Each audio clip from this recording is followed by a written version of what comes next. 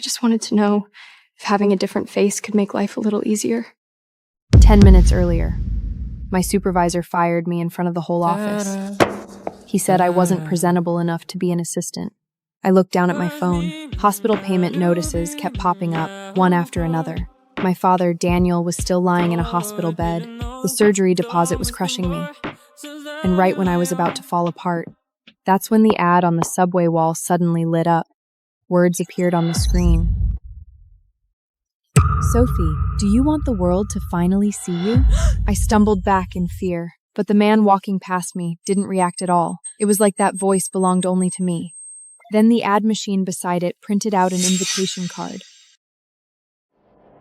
Your first trial is free. Only a failed life needs a reset.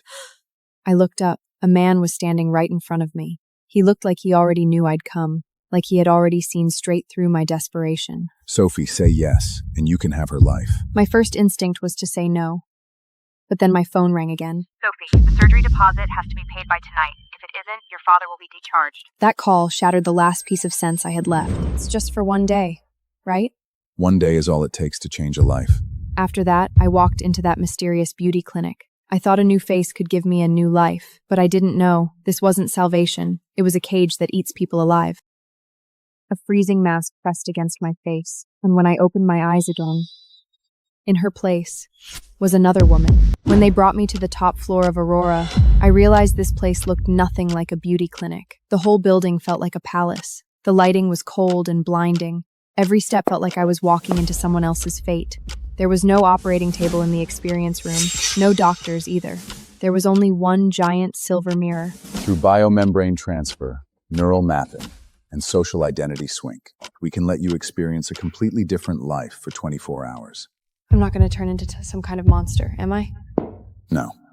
You'll become the person everyone wishes they could be. I wanted to turn around and leave, but my father's surgery was waiting on me. In the end, I signed the digital agreement. The terms were scrolling so fast I could barely read them, but all I could see in that moment was free and bonus. A few minutes later, a freezing mask pressed against my face. Every muscle in my face started to sting. And when I opened my eyes again, the girl in the mirror was gone. In her place was another woman. Welcome to the Clara Whitmore identity experience. I stared at the face in the mirror, shaking all over, because Clara Whitmore was New York's most famous socialite and the only heir to the Whitmore family. This is impossible. What you're doing is a crime. It's only an experience. You don't need to own her life. You just need to play her. The second he finished speaking, a black luxury car was already waiting downstairs. That's when I realized this wasn't about making me prettier. It was about sending me into a trap, wearing someone else's face. The moment the car door opened, camera flashes hit me head on. Everyone was screaming Clara's name. Their eyes were feverish and hungry, as if I had truly been born to stand at the top. Clara, look over here! Is it true you're announcing your engagement tonight? Before I could react, Marcus's voice immediately came through my earpiece. Smile. Don't say too much. I could only force myself to steady my breathing and imitate the Clara I had studied in the files. Then I gave a faint smile. But that one tiny smile made the crowd erupt in screams. In that moment, I finally understood just how terrifying beauty and status could be. Just as this false glory was about to swallow me whole, a man pushed through the crowd and walked straight towards me. Clara, you finally decided to show up. My heart dropped. I used to stay late at the office rewriting proposals, working until my eyes were red, and no one remembered my name. But now I hadn't done anything. I hadn't even said a word. Yet everyone moved aside to make way for me, because he was Clara's fiancé. I still hadn't figured out how to keep playing this role. But Ethan was already leaning close to my ear. You're not her. That was when I realized this perfect face hadn't fooled everyone. One sentence from Ethan tore my disguise apart, but he didn't expose me in front of everyone. Instead, he led me out to the terrace. You've got the wrong person. Of course I'm Clara. Ethan stared at me coldly. Clara never drinks champagne. She hates crowds, and she would never brush back her hair with her right hand. They never told me those details. For the first time, I understood that having someone's face didn't mean having their life. Marcus's voice suddenly dropped in my earpiece. Get away from him. He's a risk. I was just about to step away, but Ethan suddenly grabbed my wrist. Did Aurora send you? Hearing the name Aurora, I instinctively took a step back. That single reaction gave Ethan his answer. The real Clara has been missing for 3 months, and Aurora has been using her identity to make public appearances in her place. I'm only doing this for one day. I don't know anything. They won't use you for just one day. I tried to escape back into the crowd, but the ballroom suddenly erupted in applause. Mrs. Whitwale had already stepped onto the stage and publicly announced that Clara was about to inherit the family fund. Every camera instantly swung toward me. Don't sign it. That's the document transferring control of the Whitman family's $3 billion fund. Get a stage and sign the papers. Once the job is done, the money for your father's surgery will be released. For the first time, I was truly afraid, because what lay in front of me wasn't a choice. It was the truth on one side and my father's life on the other. I could only destroy one of them with my own hands. The moment I stood beneath that spotlight, I finally understood that this pen wasn't meant for signing papers. It was a knife meant to pin me inside Clara's life. Mrs. Whitmore stood beside me, watching me, but there was no love in her eyes, only the satisfaction of a businesswoman seeing a product returned to the shelf. Clara, sign it. Once you do, you'll officially take control of the fund. I knew that if I signed it, I would be pulled completely into the truth behind Clara's disappearance. But just as I was about to put the pen down, a voice suddenly came through my earpiece. Your father is already on the operating table. My whole body froze, Don't sign it! but I had nowhere left to go. Then I signed Clara's name with my own hand. Everyone was watching me, but no one knew who was suffocating inside. The moment the gala ended, I ran into the restroom. I started tearing the biomorph off my face. The mirror suddenly began to flicker. One half was Clara. The other half was my real face. End the trial now! I want out! Once your identity is bound to the assets, the trial automatically extends. I started pounding on the mirror like I had lost my mind. But the mirror only reflected Clara's perfect, unfamiliar face. What I didn't know was that Vivian was watching the surveillance feed. Her eyes were as cold as if she were choosing the next body to use as a container. She's much easier to control than Clara. At the end of the hallway, Marcus approached with a new contract in his hand. You can go back to normal, but you owe Aurora $5 million. I finally understood that this free trial had been a trap from the very beginning. You lied to me! Marcus only looked at me as if he were mocking a poor woman who had finally woken up. No, we just let you see the truth early. The real you could never afford freedom. The moment they brought me back to Aurora, I realized the real prison wasn't the lab. It was Clara's penthouse, so luxurious it felt suffocating. This place didn't feel like a home. It felt like a prison wrapped in money. I tore through the place, desperate to find a way out. Finally, behind the mirror, I felt a hair-thin scratch. This wasn't a warning. It was a distress signal Clara had left behind. The real Clara had to have been held here too. She may have uncovered Aurora's secret before I did.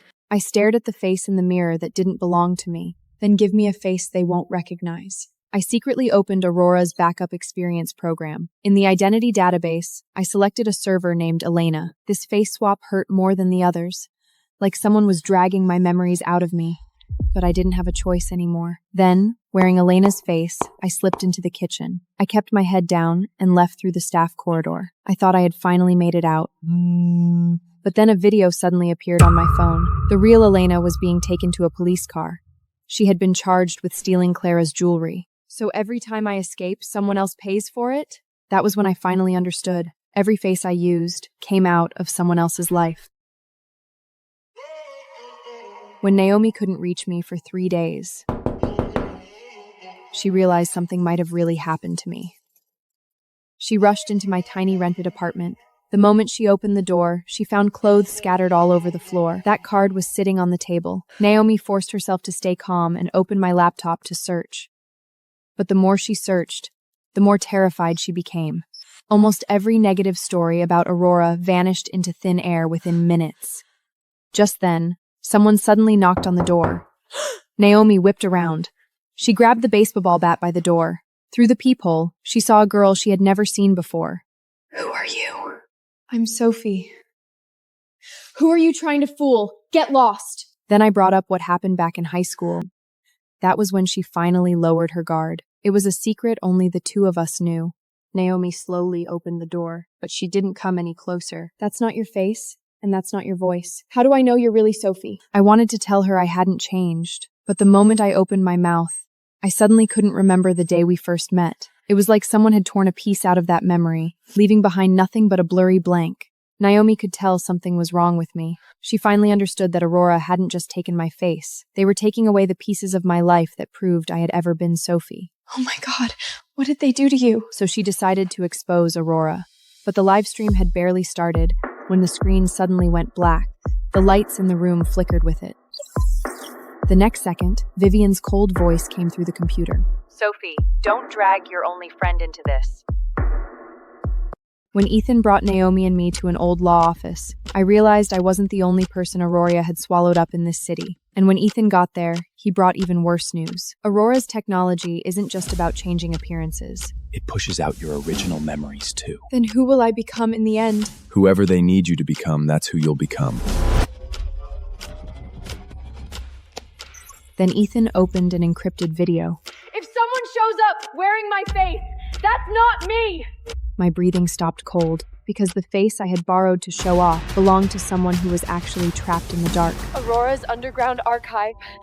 The screen went black the second she said it. For the first time, I felt guilty towards Clara. I used to think I was only borrowing a beautiful face, but I never imagined that behind that face, there was a woman suffering while I stood in her place. I'll save her, and then I'm out. Aurora won't let you leave, because you're not a replacement. Then what am I? You're the next original face they selected. At the same time, in Aurora's surveillance room, Vivian was watching my brainwave data. She watched the numbers rise, little by little. Her shame, desire, and obedience are perfect. Prepare the permanent transfer. At that moment, I still didn't know. What they wanted was never Clara's identity.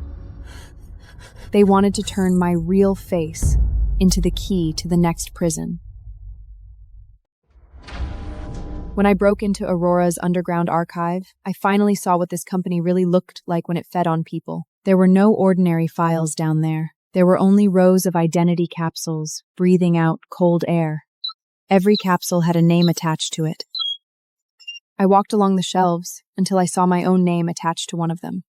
The status field clearly read, Original Personality Compatibility 97%. That was when I finally understood. Aurora was never really selling beautiful faces. It was selling lives that could be traded. Just as I turned to leave, Marcus appeared behind me. Do you know why they chose you? My heart jolted, and I spun around to run, but several bodyguards had already sealed off the exit.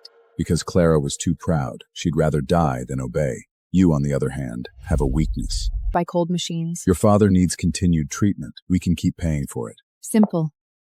Clara lives, and Sophie disappears. I looked down at my file, at the name that was about to be erased. For the first time, I felt real fear, because they didn't want me to pretend to be someone else. They wanted a world that would never remember I had ever been here.